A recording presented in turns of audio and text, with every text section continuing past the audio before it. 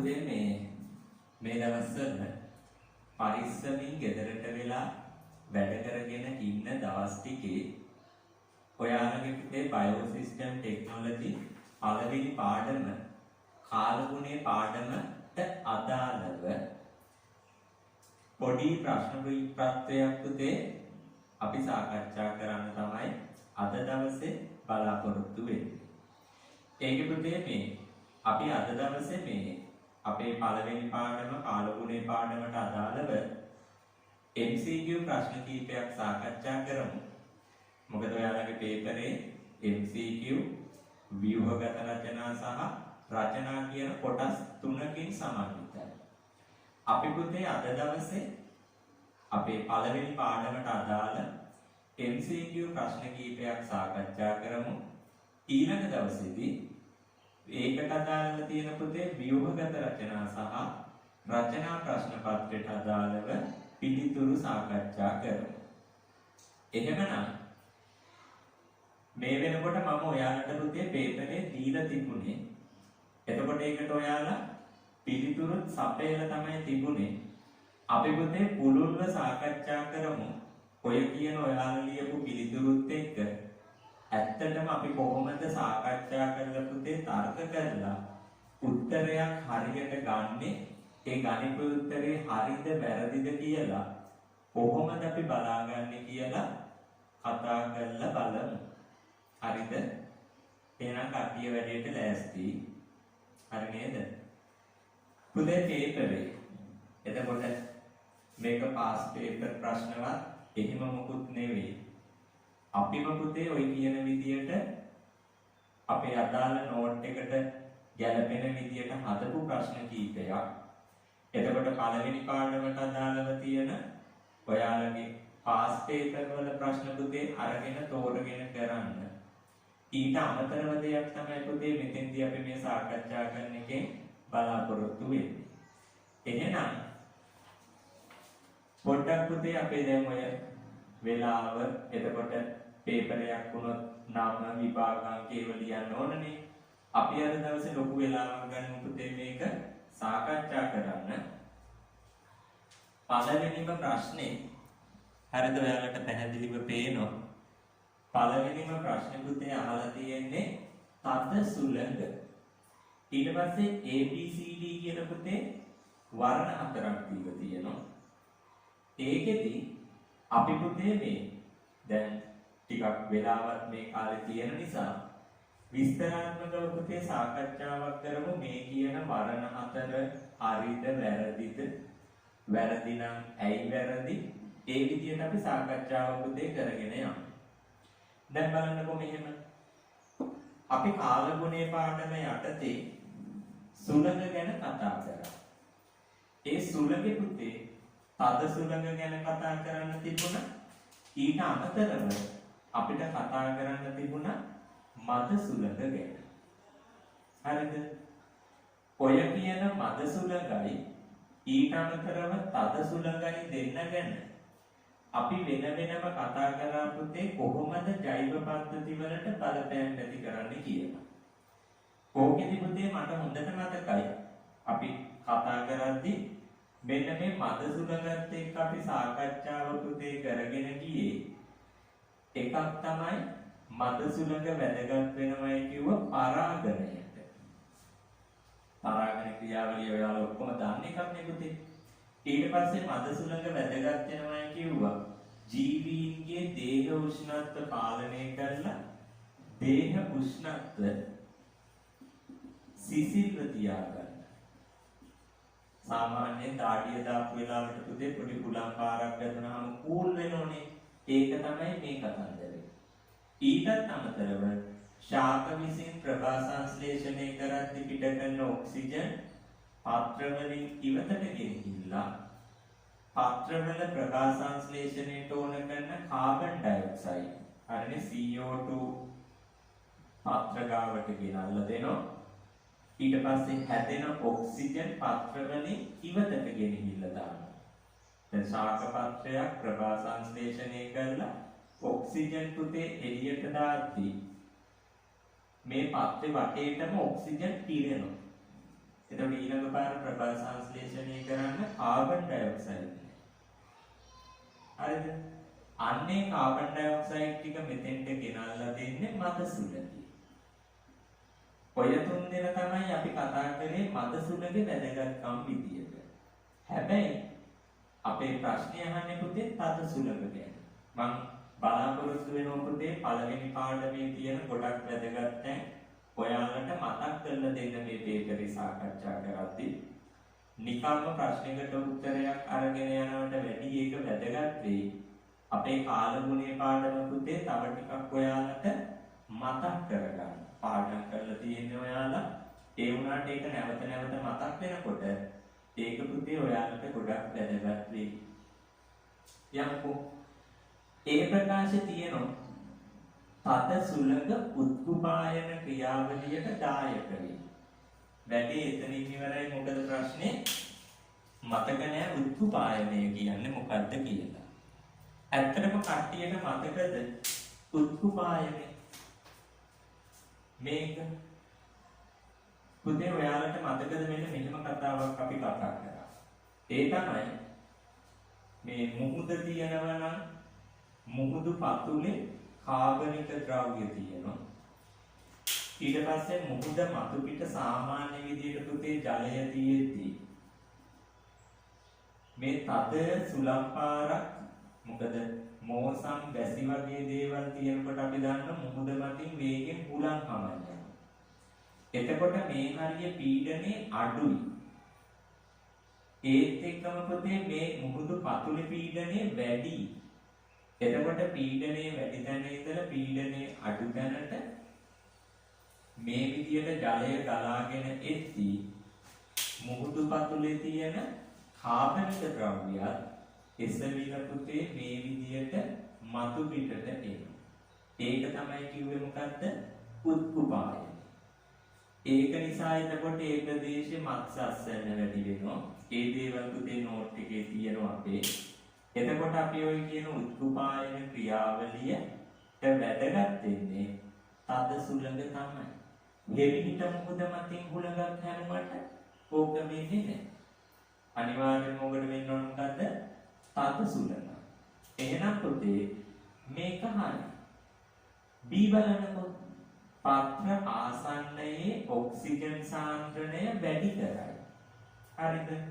දැන් ඒක අදාළ උනේ මද සුළඟට. ඒකෙත් මෙහෙම කතාවක් නේද? පාත්‍ර ආසන්නයේ ඔක්සිජන් සාන්ද්‍රණයද වැඩි කරන්න ඕන.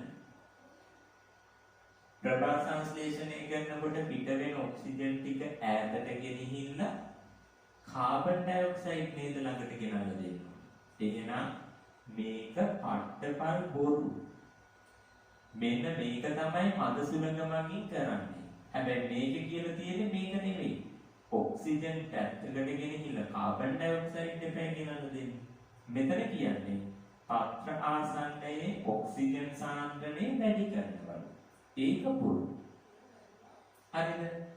C කියන පුතේ පරාගණයට උදව් වෙනවලු. එතකොට පරාගණයට උදව් වෙන්නේ මද සුළඟ. ඒක නිසා මේකත් මම කපලා අයින් කරා. D කියන පුතේ පත්‍රවලට හානි සිදු කරයිලු. පුතේ වේගෙන් හුලං හමනකොට විශේෂයෙන්ම අපි උදාහරණයකට ගන්නකොට කෙසෙල් වගාවක්. ඒ කෙසෙල් ගස්වල තියෙන පත්‍ර පුතේ තීරු වලට ඉරේ. එතකොට ප්‍රභා සංශ්ලේෂණ ක්‍රියාවලියට සැලකිය යුතු බලපෑමක් ඇති වෙනවා. අන්න එහෙනම් ඔය මද සුළඟ පුනාටු චණ්ඩමාරුත වගේ වෙලාවල් වලදී පත්‍රවලට හානි වෙන නිසා අපි A සහ D කියන ප්‍රකාශ දෙක විතරයි හරි. B සහ C පුතේ අපි වැරදි කියලා දාගනිමු. එතකොට පිළිතුර විදියට අපි තෝරගනිමු. පළවෙනි ප්‍රශ්නෙට නිවැරදි පිළිතුරේ පුතේ 4. හරිනේ. ඒ විදියට තමයි අපි තර්ක කර නෝට් එකේ තියෙන දේවල් මතක් කර පුතේ නිවැරදි පිළිතුරක් තෝරගත්තේ. හරිද?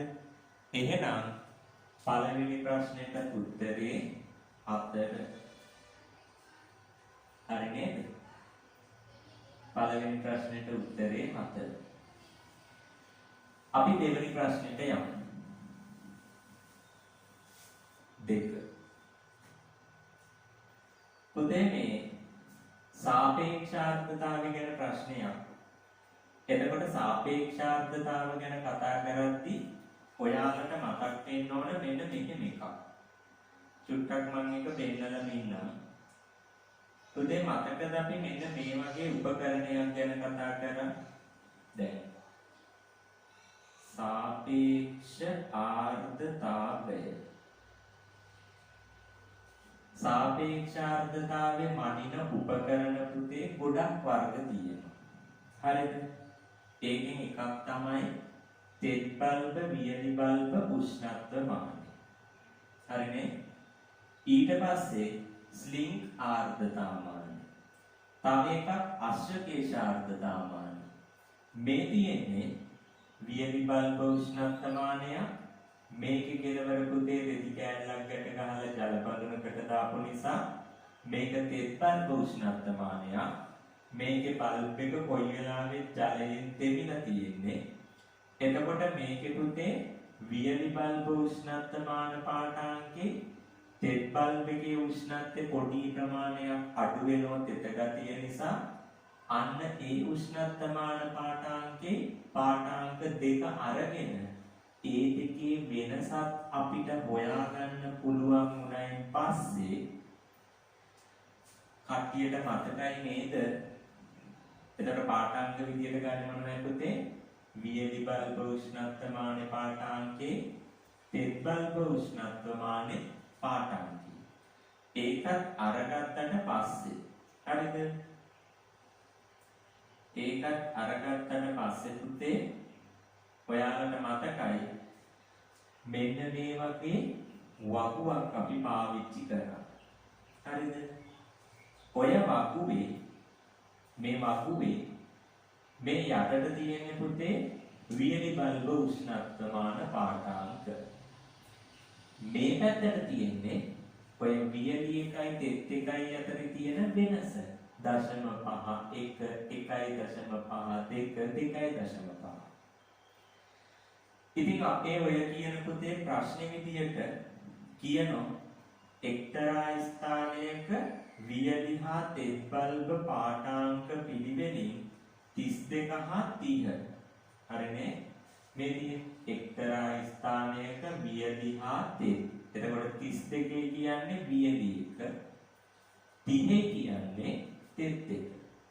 අපෙන් අහන සාපේක්ෂාර්ථතාවය. ඉතින් ගැටලුවක් නැහැ. 30යි 32යි අතර වෙනස 2යි. අපි යනවා පහුවකුවට එළිම 30 ගාමමයි පුතේ නැවතිලා තියෙන්නේ. හරිනේ? වියලි බල්බ උෂ්ණත්වමාන පාඨාංකය උනේ 32 රවුන්ඩ් කරා.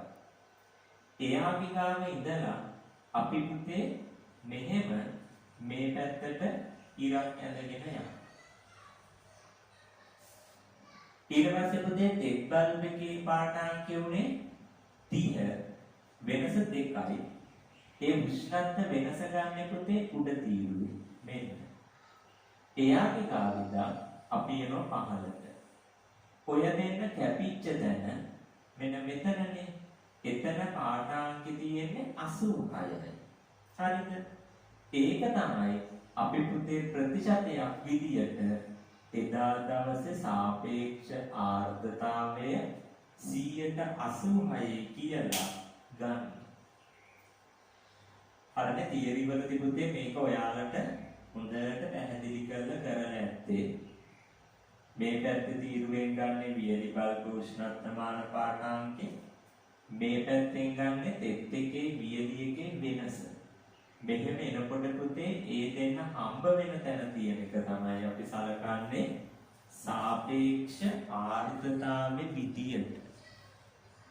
හරිනේ? සාපේක්ෂ ආර්ධතාවයේ විදිය. එහෙනම් 186යි අපි බලමු පුතේ අපේ පේපරේ දෙවෙනි ප්‍රශ්නේ 186යි කියලා තියෙන පුතේ 4 වෙනි පිළිතුර. එහෙනම් දෙවෙනි ප්‍රශ්නෙට පිළිතුර 4. හරිනේ? දෙවෙනි ප්‍රශ්නේ ප්‍රශ්නෙට පිළිතුර 4. තුන්වෙනි ප්‍රශ්නේ පුතේ අහනවා සාපේක්ෂ ආර්ද්‍රතාවය මැනීමට භාවිත කරන උපකරණය වන්නේ. ඉතින් දැන් පොඩ්ඩකට කලින් අපි අර බලපු කතාවම තමයි නේද? විස්තර කරන්න එහෙම ඕනේ නෑනේ. උත්තරේ 2 තෙත් හා වියලි බල්බ උෂ්ණත්වමාන. ඒක ඇරුණාම පුතේ සාපේක්ෂ ආර්ද්‍රතාවය තව අපිට හොයන්න පුළුවන් මොකකින්ද? ස්ලිං ආර්ද්‍රතාවමාන ගන්න පුළුවන්. අශ්‍රකේශ ආර්ද්‍රතාවමාන ගන්න පුළුවන්. තුන්වෙනි ප්‍රශ්නෙට පුතේ උත්තරේ 2. ඉතුරු උත්තර 4 මොනවද දන්නේ මණි. ඒකත් කතා කරගෙන අපි ඊළඟට යන්න. වාෂ්පීකරණ දැකියේ මොකක්ද අපි මණි? දවසේ ජලය පුතේ පසෙන් වාෂ්ප වෙලා වායු ගෝලයට ගියපු ප්‍රමාණය. ආකෘතිමානය කියන එකක් නම් අපි කතා කරලා නැහැ. ඒක නිසා ඒක ලොකු ගැටලුවක් කරගන්නත් එපා. උපරිම හා අවම උෂ්ණත්වමානය පුළුවන් එකම උපකරණෙ පුතේ අර බාහුව දෙකේ දෙපැත්තෙන් උපරිම උෂ්ණත්වයේ අවම උෂ්ණත්වයේ මනින්න. අනිලමානේ සුලගේ වේගය නේද? සුලගේ දිශාව මැන්නේ සුලන් දිශා දර්ශකය. අනිලමානින් මැන්නේ පුතේ සුලගේ වේගය. එහෙනම් තුන්වෙනි ප්‍රශ්නෙට පුතේ උත්තරේ 2. ඉතුරු ප්‍රශ්න ඉතුරු උත්තර 4 පුතේ අපි දැන් ගන්න මොනවද ඒවයි පණින්නේ ඒකක කියලා.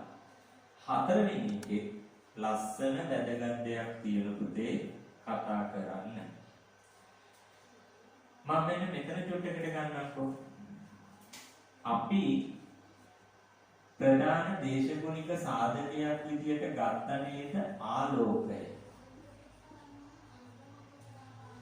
ඒ ආලෝකෙ පුතේ අපි කිව්ව සාධක 3ක්. මේ පොඩි මතක් කිරීමක්. හොඳද? එකක් තමයි ආලෝක ත්‍රිවෘතාව. අනිත් එක ආලෝකය ලැබෙන කාල සීමාව. තුන්වෙනි එක ආලෝකයේ ගුණාත්මක බව. මේ ආලෝක ත්‍රිවෘතාව මනින්න හරිනේ ආලෝක ත්‍රිවෘතාව මනින්න පුතේ අපි ගත්ත උපකරණයක් සූර්ය විකිරණ මානය. හරිනේ ආලෝක ත්‍රිවෘතාව මැන්න සූර්ය විකිරණ මානය. මේක සූර්ය විකිරණ සතහන් උපකරණය කියලා කියනවා. ආලෝකය ලැබෙන කාල සීමාව ගන්න සූර්ය දීප්තමානය. ආලෝකේ ගුණාත්මක බව පුතේ අපි මැන්නේ නෑ උපකරණ පාවිච්චි කරලා. හරි නේද? ඒක වෙනම අපි කතා කරා පුතේ පාඩමේ අන්තිමටම. ඒක උපකරණ පාවිච්චි කරලා මැන්නේ නැහැ. මෙන්න මේ ආලෝකය ලැබෙන කාල සීමාව අනුව සමහර ශාකවල පුතේ පුෂ්ප හට ගැනීම තීරණය වුණා.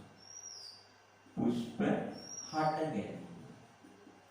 ඒ පුෂ්ප හට ගැනීම අපි සාමාන්‍යයෙන් දැන් පුෂ්ප හට ගන්නවා කියන එක පුතේ සරලව කිව්වට අපි ඒ ලෙවල්නේ. එතකොට අපි කියන එක වැඩි හොඳයි පුෂ්පීකරණය. පුෂ්පීකරණය. හරිනේ පුෂ්පීකරණය. ඔය සමහර ගස්වල පුතේ මල් හැදෙන්නේ ආලෝකේ ගොඩක් වැඩියෙන් දැන්. නිකන් හිතලා බලන්න ඔයාලට මතකයි හැමදාම උදේ 6 වෙනකොට ඉර පායන්නේ නැහැ. සමහර දවස්වල උදේ 6 කාලා 6ම මාරනවා. සමහර දවස්වලට 5:45 වෙනකොට ඉර පායලා. ඒකෙන් පුතේ ආලෝකය ලැබෙන කාල සීමාව අවුරුද්ද වෙනස් වෙනවා. ඒක අනුව මල් පිපෙන එක තීරණය වෙද්දී ආලෝකය ලැබෙන කාල සීමාව පුතේ දිග වෙනකොට මල් හැදෙන ශාකවලට කියනවා අපි දිගු දිවා ශාක. ආලෝකය ලැබෙන කාල සීමාව කෙටි වෙද්දී නම් පුෂ්ප හටගන්නේ අපි ඒවට කියනවා කෙටි දිවා ශාක. එතකොට එහෙම බලපෑමක් නැතුව මුළු අවුරුද්දේ එකම වගේ මල් පිපෙනවා නම් අපි කියනවා උදාසීන ශාක. උදාසීන ශාක. මේවට උදාහරණයක් මතකද? දිගු දිවා ශාක. ඒ කියන්නේ මල් හැදෙන්නේ දිවා කාලේ දිගන. මොනවයි? කැරට්, ලීක්ස්, අර්ථාප, ලූන් ඒක. කෙටි දිවා ශාක. මල් හැදෙන්නේ පුතේ දිවා කාලේ කෙටි නම් විතරයි. උදාහරණ මොනවයි? උන්දු, තල, රටකජු, දුම්දල, ඊට පස්සේ දේශීය දඹල ප්‍රභේද, දේශීය වී ප්‍රභේද ඒක. උදාසීන දැන් මිරිස් ගස්වල, තක්කාලි වල හැමදාම පුතේ ගෙඩි හැදෙනවා, කරල් හැදෙනවා. ඒ උදාසීන. පොල් ගස්වල හැමදාම ගෙඩි හැදෙනවා. ඒ උදාසීන. දැන් දඹල වගේ ගත්තොත් පුතේ අවුරුදු එක කාලයකදී තියෙනවා, එක කාලයකදී නැහැ. රටකටත් එහෙම. ඒ වගේ දිගු දිවා වලත් පුතේ ඒවයි මල් හැදෙන්නේ දිවා කාලේ දිගරන් විතරයි. එතකොට අපි ප්‍රශ්නයක් අහන හතරවෙනි ප්‍රශ්නේ කෙටි දින ශාක. 1. මල් හටගන්නේ දිවා දිග අවදි දිගට වඩා දීර්ඝ වූ විටය. ඒ පුතේ දිගු දින ශාක. 2.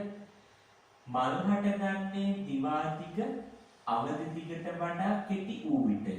ඒක නම් හරි. අපි කෝකටත් කියලා 3 4 5ක් කියපමු. දිවා දිගෙහි බලපෑමක් නැත්නම් ඒක උදාසීන එකක්. 4. දිගු දින ශාක වලට වඩා උසින් වැඩි කියලා කොහෙවත් එහෙම එකක් අපි කතා කරලා නැහැ. මල් පිපීම වැඩි කාලයක් ගනි නෑ. එහෙමත් නෑ. එහෙනම් පුතේ 4ට උත්තරේ 2 නේද? 4 වෙනි ප්‍රශ්නෙට උත්තරේ 2. හරිනේ 4 වෙනි ප්‍රශ්නෙට උත්තරේ 2. මල් හටගන්නේ දිවා දිග අවදි දිගට වඩා කෙටි වූ විටය. පස්වෙනි එකත් මෙහෙමම කොට දා ගන්න පුළුවන්. පස්වෙනි ප්‍රශ්නේ මොකක්ද අහන්නේ? පස්වෙනි ප්‍රශ්නේ අපෙන් අහනවා කෘෂිකාර්මික භූමියක ආලෝක තීව්‍රතාවය මැනීම සඳහා භාවිත කළ හැකි උපකරණ. හරිනේ? ඉතින් ආලෝක තීව්‍රතාවය මනින්න ගන්නේ සූර්ය විකිරණමානය නොහොත් සූර්ය විකිරණ සටහන් උපකරණය කියලා කියනවා. අනිලමානයෙන් මැන්නේ කලින් කතා කරා සුළඟේ වේගය. සූර්ය දීප්තමානයෙන් මැන්නේ ආලෝකය ලැබෙන කාල සීමාව. වෝල්ටාමානය කියන එකක් නම් අපි දැනට එහෙම කතා කරන්නේ නැහැ. උපරිම සහ අවම උෂ්ණත්වමානයෙන් මැන්නේ උපරිම උෂ්ණත්වයේ අවම උෂ්ණත්වයයි. එහෙනම් පුතේ පහට උත්තරේ 1. ඔය ගමන්ම හරිනේ දැන් පහට උත්තරේ 1නේ. ඔය ගමන්ම මෙන්න මෙහෙම වැඩක් කරමු. දිගු දිවාශාක වලට මොනවයි පුතේ උදාහරණ ගත්තේ? සරලව මෙහෙම මතක තියාගන්න. උඩරට පැත්තේ හැදෙන එළවලු සෙට් එක අර්ථාප, කැරට්, ලීක්ස්, සලාද, ගෝවා ඒවයි මල් පිපෙන්නේ දිවා කාලේ දිගනවා.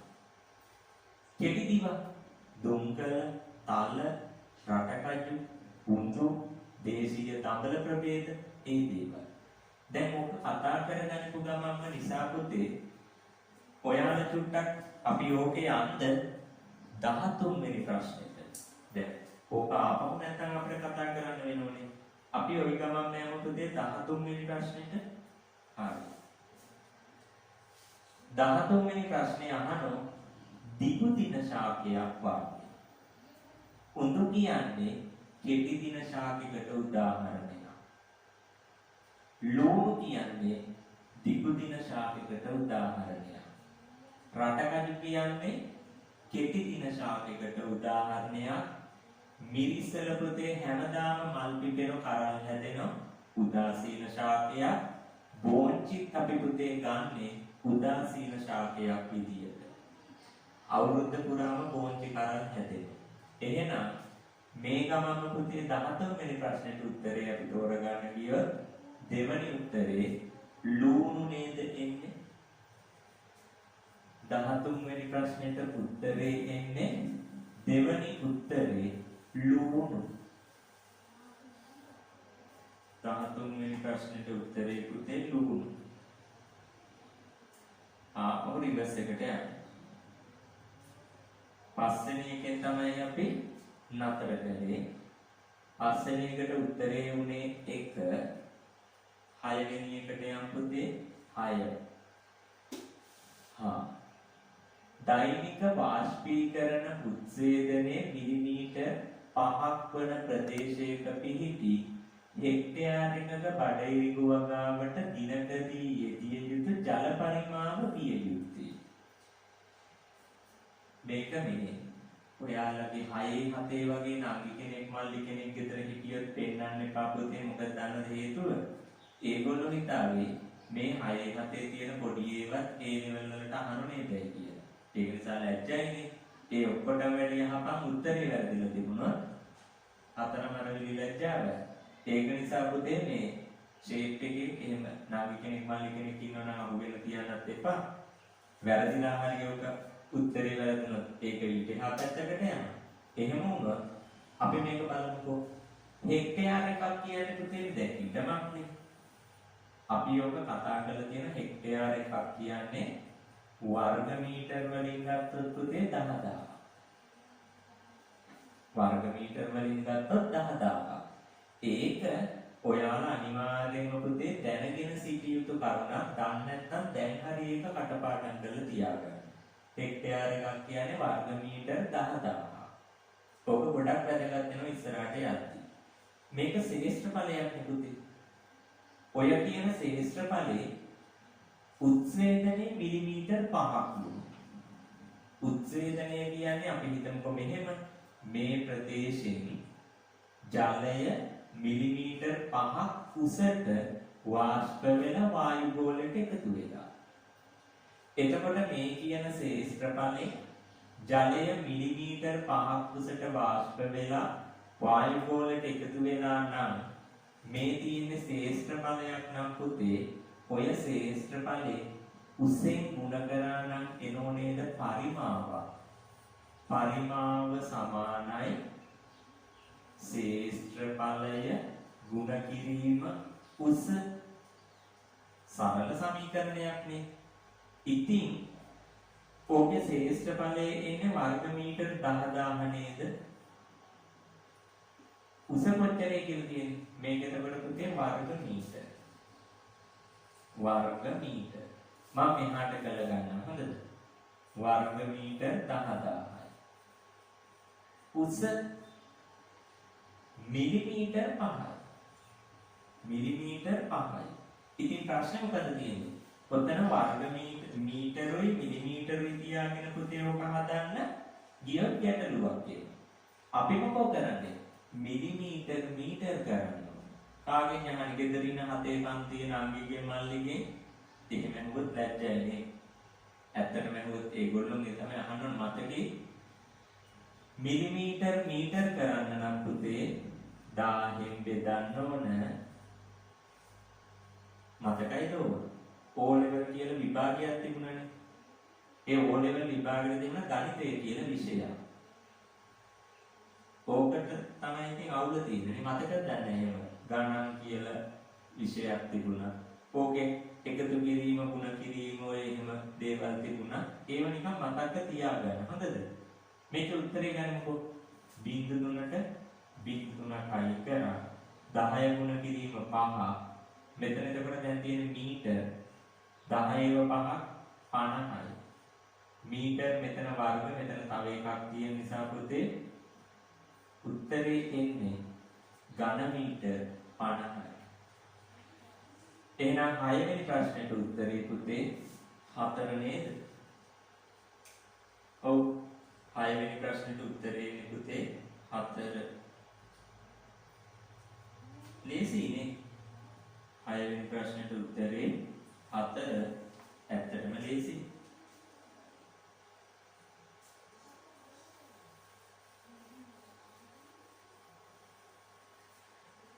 පුතේ 7 වෙනි එකත් අපි ওই ගමම ටක් ගාලා කියව ගනිමු. 7 වෙනි එක හෙක්ටයාරයක භූමි ප්‍රමාණයකට පැයක් තුල වර්ෂාපතනයෙන් ලැබුණු ජල පරිමාණ ඝන මීටර 85ක් විය. එම ප්‍රදේශයේ වර්ෂාපතන තීව්‍රතාවය සමාන වන්නේ. ඉතින් දැන් කියපු අර සමීකරණය වලින් පරිමාව සමානයි ශ්‍රේෂ්ඨ බලය ගුණ කිරීම උස. අපි එහෙම හිතලා දාමු. මේක කියන්නේ ඝන මීටර 85ක් වැස්ස ලැබුණලු. 85යි ඝන මීටර. ප්‍රදේශ ප්‍රමාණය කොච්චරද? හෙක්ටයාර 1යි කියන්නේ පුතේ වර්ග මීටර 10000යි. බය නැතුව දාන්න. ඊට පස්සේ පොඩි ගැටලුවකට තියෙන පුතේ දැන් වර්ෂාපතන ත්‍රිවෘතාවය කියනකොට නිකන් බර වචන වගේ තමයි ඔයාලට තේරෙන්නේ. ලොකු වචන, බර වචන බය වෙන්න එපා. අපි මෙතනින් සුළු කරලා උස හොයමුකෝ. පුළුවන්ද? පුළුවන්. මේ 10000 මේකේ යටට ගියා නම් උස එහා පැත්තේ තනි වෙනවා. එහෙනම් 85යි වර්ග මීටර බෙදීම 10000යි 85යි ඝන මීටර නේද? ඝන මීටර මෙතන වර්ග මීටර මෙතන උස. මෙතන ඝන මීටර කියනකොට මීටරේ 3ක් තියෙනවා. මෙතන 2යි. කැපිලි ඉතුරු වෙන්නේ 1 මීටරයයි. මෙතන බිංදු 4ක් නිසා අපි දශම ස්ථාන 4ක් දැම්මොත් පුතේ උත්තරේ එනවා. බිංදුවස 0.08යි 5යි මීටර උසක්. ඉතින් සම්මත ඒකකයේ වුණ තමයි අපි ඔය මේ මීටර මිලිමීටර කරන්නේ දැන් චුට්ටකට කලින් අර මිලිමීටර 5 මීටර කරේ මොකක් කරලායි 1000න් බෙදලා. එහෙනම් මිලිමීටර මීටර ගන්නකොට 1000න් බෙදුවනම් මීටර මිලිමීටර කරන්න මොකෝ කරන්න ඕන 1000න් ගුණ කරන්න ඕන. මීටර මිලිමීටර කරන්න 1000න් ගුණ කරන්න ඕන. මම ගුණ කරනවා. එතන බිංදු 3 නිසා පුතේ දශම ස්ථාන 3ක් යනවා. දැන් උත්තරේ එන්නේ 8.5 මිලිමීටර. 8.5 මිලිමීටර. අපෙන් අහන්නේ වර්ෂාපතන ත්‍රිවෘතාවය. තව එකක් කියනවා. පැයක් ඇතුළතදී ත්‍රිවෘතාවය කියන්නේ පුතේ කාලයත් එක්ක සම්බන්ධ කරලා කියන එක. ඉතින් එක පැයකදී මිලිමීටර 8.5ක ත්‍රිවෘතාවයකින් බැහැලා. අපි උත්තර ටික බලමු. පැයක මිලිමීටර 0.8යි නෑ. දෙක පැයක මිලිමීටර 0.08යි නෑ. තුන පැයක මිලිමීටර 8.5යි. ඒක නම් හරිනේ. ඒක හරි. එහෙනම් 7 වෙනි ප්‍රශ්නෙට පුතේ උත්තරේ 3. හරිනේ 7 වෙනි ප්‍රශ්නෙට උත්තරේ 3 වෙනි උත්තරේ. වැඩේ තේරුණා නේද? වැඩේ තේරුණානේ. කොක නිකන් අමාරුයි වගේ හිතනවනම් ටක් ගාලා ලියා ගන්න. අර හතේ යගේ නම් කෙනෙක් මල්ලි කෙනෙක් ඉන්නවා නම් පේන්න තියන්න එපා ලැජ්ජයි. අරනේ මෙතන පුතේ පේන්නේ නැත්තම් මේ දාලා තියෙන්නේ ඝන මීටර 85 ගුණ කරා 10000 කොට කිනකෝ මෙහෙම කරොත් ඔයාලට දෙන්නේ. දැන් පේනවනේ. දැන් ටක් ගාලා නෝට් කරගන්නකෝ.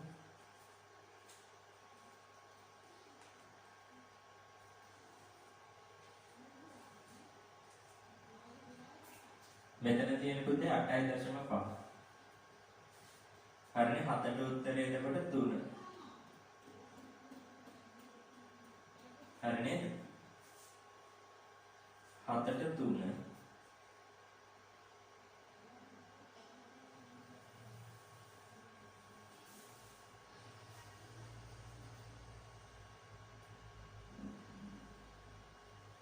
අපි 8 වෙනි එකත් පුතේ කතා කරමු මම.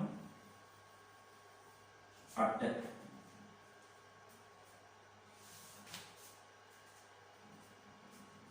8 තියෙන පුතේ 6 ශ්‍රේණිය ගණිතය. එහෙම කිව්වට අවුලක් නැහැ නේද? 8 විස්තම්භයේ සෙන්ටිමීටර 14කින් යුතු වර්ෂාමානයකට වර්ෂාවකදී එක් වූ ජල පරිමාණය ඝන සෙන්ටිමීටර 792ක් වූයේ නම් එම වර්ෂාපතනය සමාන වනු. ඔය වර්ෂාමානික පුතේ විස්කම්භය දුන්නොත් මතකයි නේද අපි මේ මෙන්න මෙහෙම සමීකරණයකින් පුතේ සුළු කරන ලස්සනට ගණන් වගේක් හැදුවා. මොකද වර්ෂාමාන සිලින්ඩරාකාර හැඩති එකක්. ඒක නිසා සිලින්ඩරාකාර හැඩති එකක පරිමාවක් හොයන්න පුතේ v සමානයි 5r වර්ග h. ඉතින් මෙතන කියලා තියෙනවා වර්ෂාවකදී එකතු ජල පරිමාවනේ v නේ 792යි ඝන සෙන්ටිමීටර. දැන් මම මේ කතා කරන්නේ පුතේ ඔයාලා තියරි කම්ප්ලීට් උනායි කියන තැන ඉඳලා. අර තියරි නෝට් එකේ මේ ඔක්කොම සාකච්ඡා කරලා ඉන්නේ අපි. ඒක නිසා තමයි මෙහෙම කතා කරන්නේ නැත්නම් මේ සමීකරණය මොකක්ද? මේ දේවල් ආපහු කියන්නේ නැහැ. හොඳද? 5 කියන්නේ 7/22 කියලා අපි දන්නවා ඒක නියතයක්. මෙතන දීලා තියෙන පුතේ විස්කම්භය. ඕක අරය වෙනකොට 7 සෙන්ටිමීටර් වෙන්න ඕන. ආපහු r වර්ග නිසා 7 සෙන්ටිමීටර්. අපෙන් අහන්නේ වර්ෂාපතනයේ උසක් විදියටනේ h. වර්ෂාපතනයේ උසක් විදියට අපෙන් අහන්නේ h. ඉතින් ඕක අපි සුළු කරනවා. හරිනේ? ඕක සුළු කරද්දී ටිකක් අමාරුයි නේ. 7ට 7 කපන්න පුළුවන්. මෙතන ඉතුරු වෙනවා 792යි ඝන මීටර. එහා පැත්තේ 22 එනවා මෙතෙන්ට. ඊට පස්සේ එහා පැත්තේ තව 7 සෙන්ටිමීටර වෙනවා. හරිනේ? තව එනවා එහා පැත්තේ 7 සෙන්ටිමීටර. මෙතන ඉච්චිතුරු. ඔතන ඉච්චිතුරු. ඉතින් ඔබ සුළු කරොත් එච්ට උත්තරේ කීයද? මේකත් අර ඔයාලට ලියාගෙන දාන්න පුතේ. හරිනේ? මේක සුළු කරොත් මෙතන දැන් වර්ග ඝන මීටරනේ. මෙතන තියෙන පුතේ වර්ග මීටර එකක් ලැබෙච්ච නිසා මෙතන ඝන මීටර 3 නෙවෙයි තියෙන්නේ 2යි වර්ග මීටර. අමාරුයිනේ. හොඳට මතක තියාගන්න මෙහෙම දෙයක්. O level කාලේ අපි ඊන මැව්වා. දෙයියනේ විභාගයට කැල්කියුලේටරයක් ගෙනියන්න හම්බ වෙන්නේ නැහැ නේ කියලා. A level වල බයෝසිස්ටම් ටෙක්නොලොජි පේපරේ දියන්නේ යනකොට කැල්කියුලේටරයක් ගෙනියන්න පුළුවන්. මාරු නේද? මේ වගේ එකක් තප්පරෙන් සුළු කරන්න පුළුවන්. හරිනේ? මේ වගේ එකක් පුතේ තප්පරෙන් අපිට සුළු කරන්න පුළුවන්. ඕක කැල්කියුලේටරයෙන් සුළු කරොත් උත්තරේ එන්නේ 5.14යි. 5.14යි සෙන්ටිමීටර. හරිනේ? 5.14යි සෙන්ටිමීටර. උත්තරේ එන්නේ. ගැටලුව තියෙන මොකද්ද? උත්තරවල තියෙන 5.14ක උත්තරයක් නැහැනේ. 1.75 තියෙනවා. 5.0 තියෙනවා. 7 සෙන්ටිමීටර තියෙනවා. ඊළඟට තියෙන 12 ඊළඟට තියෙන 6. එතකොට මෙන්න මෙහෙම එකක් පුතේ. දැන් උත්තරේ අපිට එන්නේ සුළු කරනකොට 5.14යි. උත්තරේ 5ක් තියෙනවා 6ක් තියෙනවා. වැඩියෙන්ම කිට්ටු. අර O level ගණිතයේ මොකක්ද ඔකට කියන්නේ අපි? වැටීම. වැටීම නෙමෙයි හොඳේ වැටීම. වටේල ගත්තොත් උත්තරේ දාන්න ඕන 5ටද 6ටද? 5ට නේද? එහෙනම් 8 වෙනි ප්‍රශ්නෙට උත්තරේ පුතේ 2. හරිනේ? 8 වෙනි ප්‍රශ්නෙට උත්තරේ 2. 8 වෙනි ප්‍රශ්නෙට උත්තරේ 2. අන්න දැන් අපහැදිලි කට්ටිය බලලා ඕක නෝට් කරගන්න. අපහැදිලිම කට්ටිය ඉන්නවනම් දැන් පේනවනේ පුතේ. බලලා නෝට් එකට දාගන්න.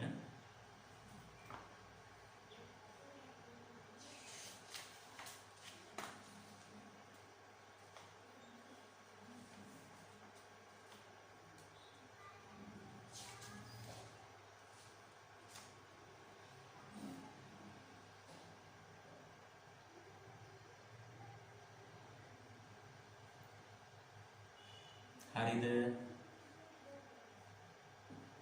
හරි.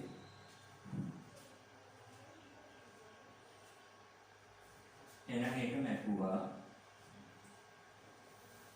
පුතේ ඊළඟ ප්‍රශ්නෙට යන්න කලින් මම බෝඩ් එකේ පොඩි විස්තර ටිකක් ලියන්න. ඔයාලටත් මතක ටිකක්. අපි කිව්වා නේද පුතේ අර වර්ෂාපතන රටා එක්ක. මතකනේ? වර්ෂාපතන රටා ගැන කතා කරද්දී පොඩි මතකයක් හොඳද මේ? ආපහු මතක් කරනවා.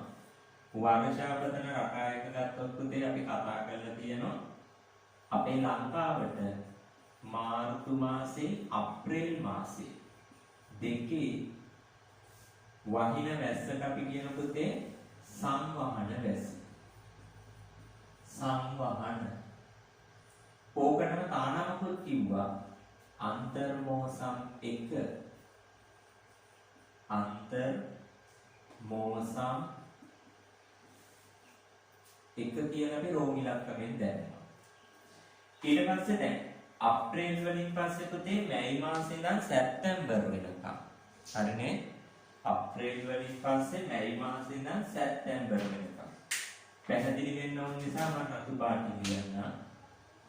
මැයි මාසේ ඉඳන් සැප්තැම්බර් වෙනකම්. සැප්තැම්බර් වෙනකම් අපිට ලැබුණ වැස්ස ඒක අපි කිව්වා නිරිත දිග මෝසම් වැස්ස.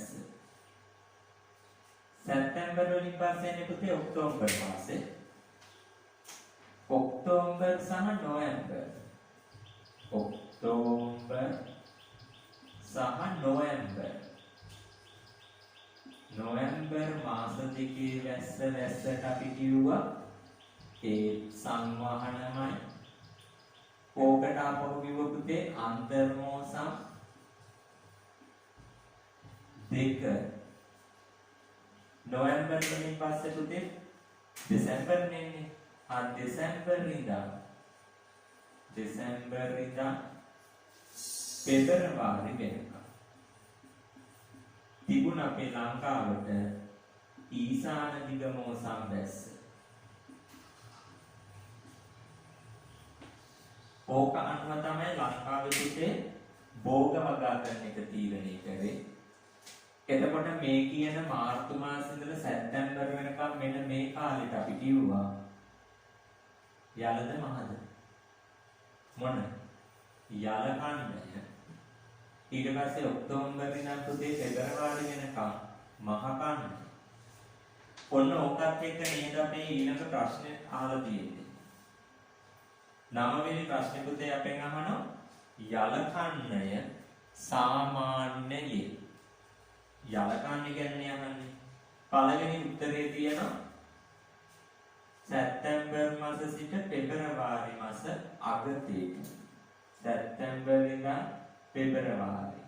දැන් සැප්තැම්බර් මාසේ යලට අපි දාගන්නේ. දෙක බලමු. ඔක්තෝබර් සිට පෙබරවාරි. ඔක්තෝබර් ඉඳන් පෙබරවාරි වෙනකන් තියෙන්නේ මහා. අහන්නේ මොකද? යල. 3 මාර්තු සිට අගෝස්තු.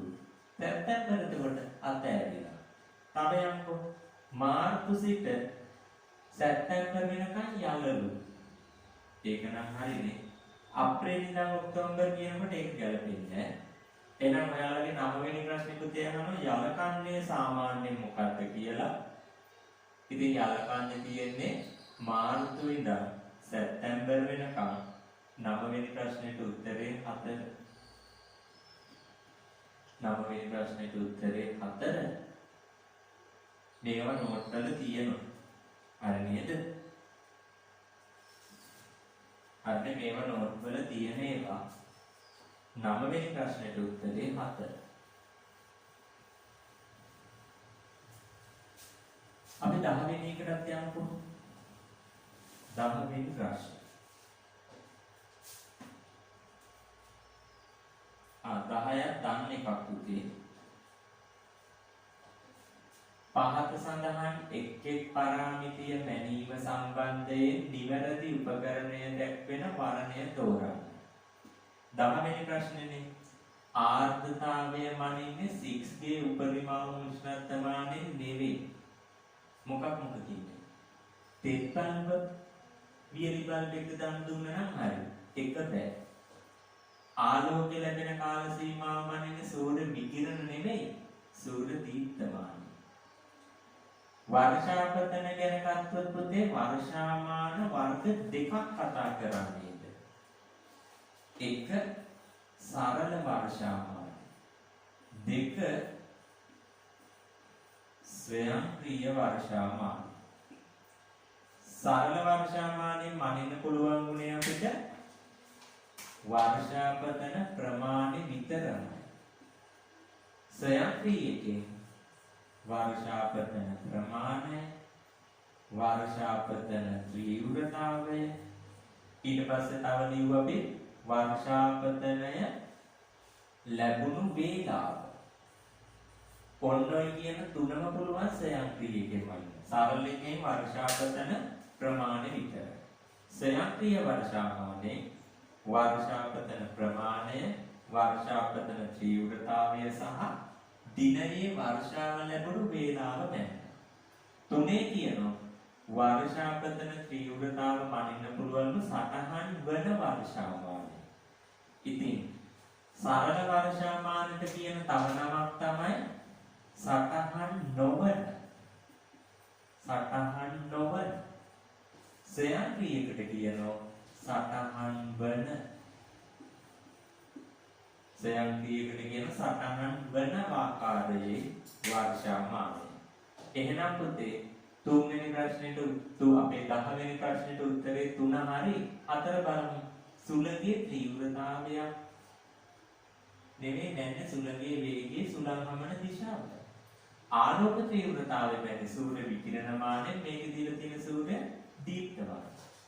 අන්න එහෙනම් 10 වෙනි ප්‍රශ්නෙට පුතේ උත්තරේ 3 නේ. 10 වෙනි ප්‍රශ්නෙට උත්තරේ 3.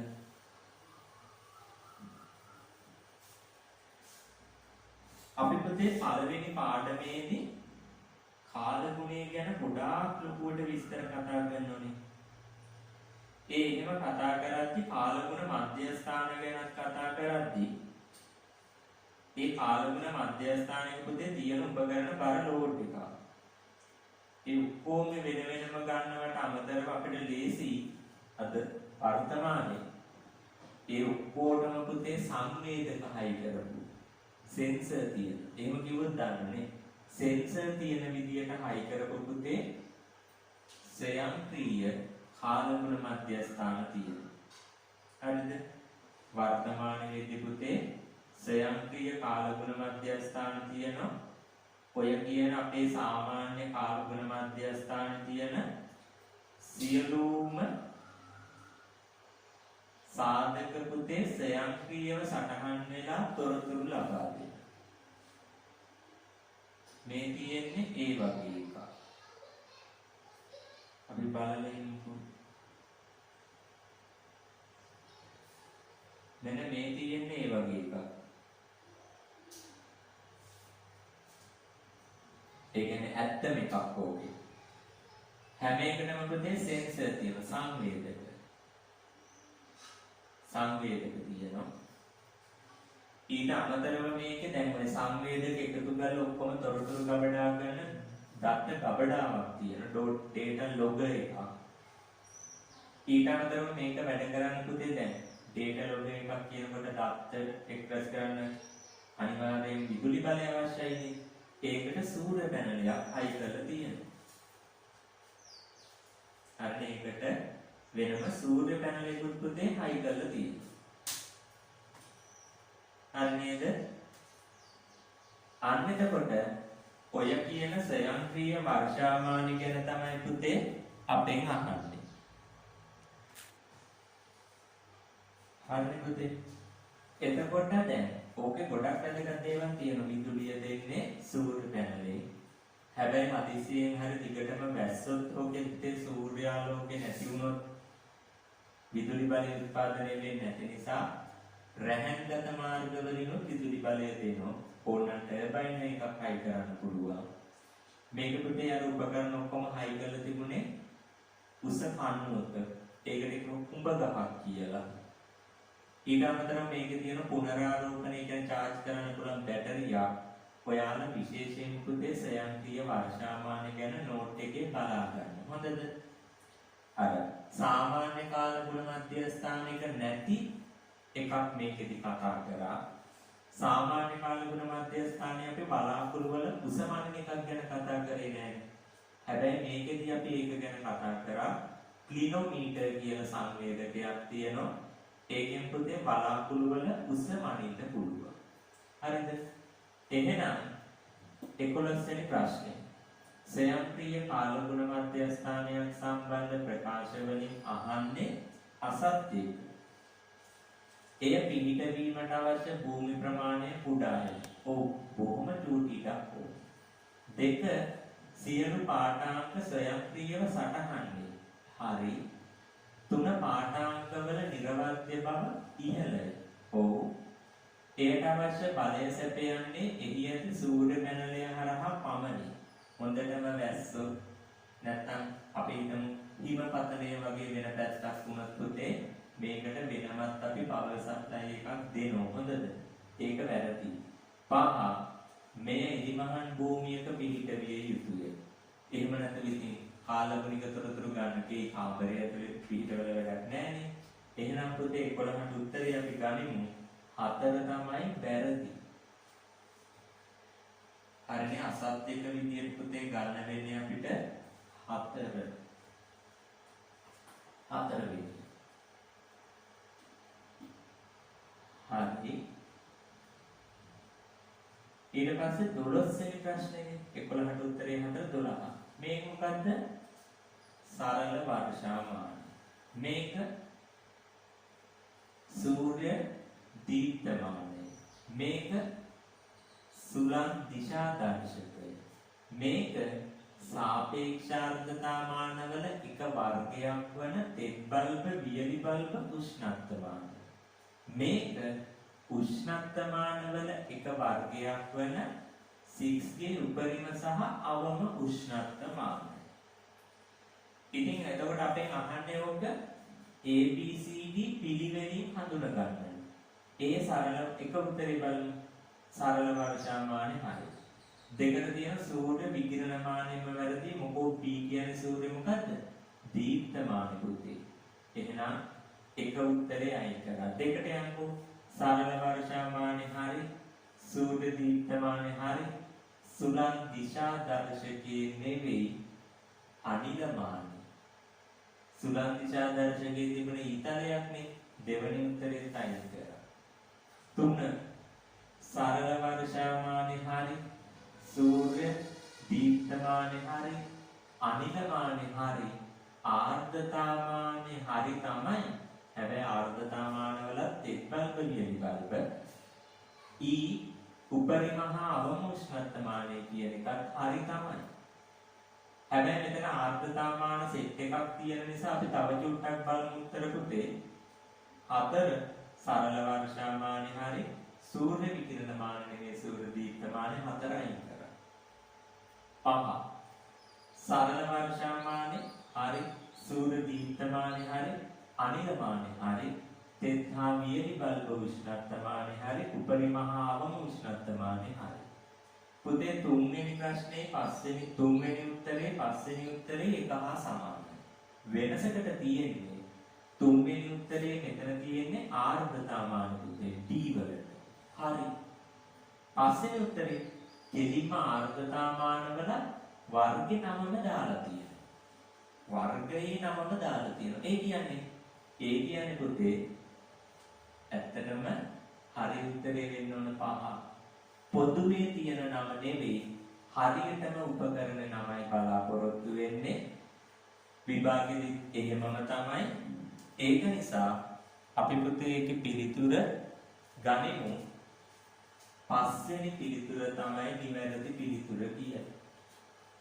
හරි නේද? නිවැරදි පිළිතුර වෙන්නේ පුතේ 5 වෙනි පිළිතුර. 13 අපි මීට කලින් මුලදිම කතා කරපු එක.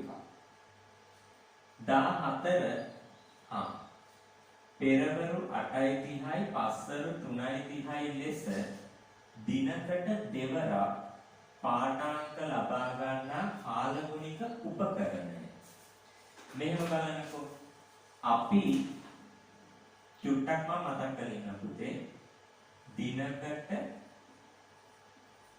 එකපාරක් ගන්නවනම් ඒ ගත්තේ පෙරවරු 8:30ට විතරයි පාඨාංක. කාලගුණ මධ්‍යස්ථානය.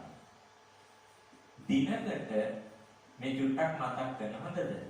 දෙපාරක් ගන්නවනම් පස්වරු දෙපාරක් ගන්නවනම් පෙරවරු 8:30ටයි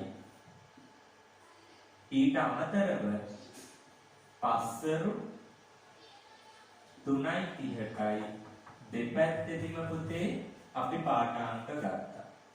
හරිද?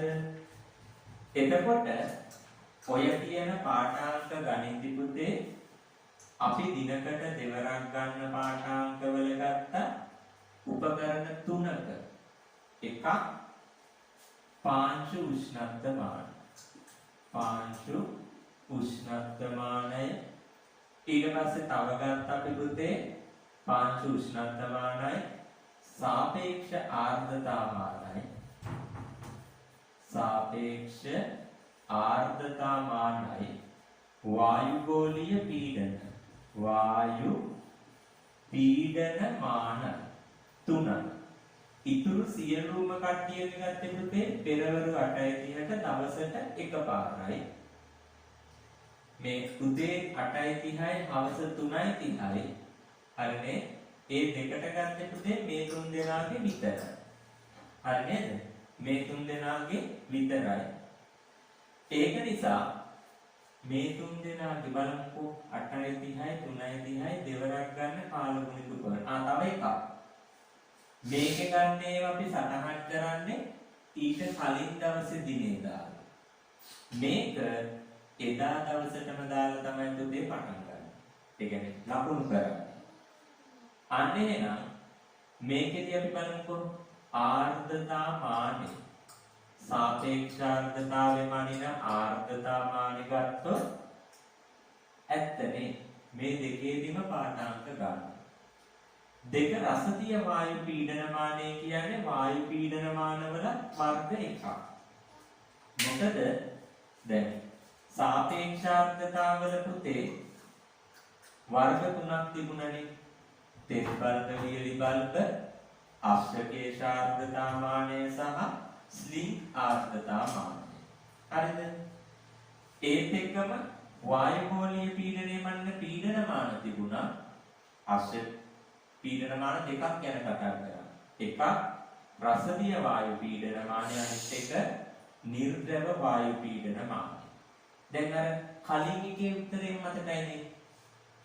පොදුවේ තියෙන ආර්ද්‍රතාමානයට වැඩි පුතේ බලන්න ඕන කෙලින්ම උපකරණය ගන්න. අහලා තියෙන මොකද්ද? උපකරණයේ බලාපොරොත්තු වෙන්නේ. ආර්ද්‍රතාමාන වර්ග කොටක් තියෙනවා. ඉතින් අපි එතකොට උපකරණ විදිහට ගන්නව මොකද්ද? රසදිය වායු පීඩනමාන. උපරිම උෂ්ණත්වය ගන්නෙ උදේ 8:30ට. සූර්ය විකිරණමානෙත් උදේ 8:30ට. අනිල මානෙත් එහෙමයි. එහෙනම් පුතේ 14ට පිළිතුර වෙන්නේ මොකද්ද? 2. 14ට පිළිතුර පුතේ දෙවැනි පිළිතුර. හරිනේ? එතකොට අපේ පළවෙනි පාඩම පුතේ කාලගුණේ පාඩමේ. වෙලාව පැයක් යන්නේ නැති. අපි MCQ පුතේ 14ක් කතා කරා. හැබැයි MCQ 14 ඇතුලේ පුතේ ගොඩක් ලොකු විස්තරයකුත් එක්ක කතා කරේ ඔයාලට. එතකොට ලියපු පිළිතුරු හරිද කියලා බලනවට අමතරව මං හිතන පාඩමක් පුතේ මතක් වෙන්නේ නැති කියලා. එතකොට අද දවසේ පුතේ අපි මෙතනින් අතර වෙමු MCQ එකේ.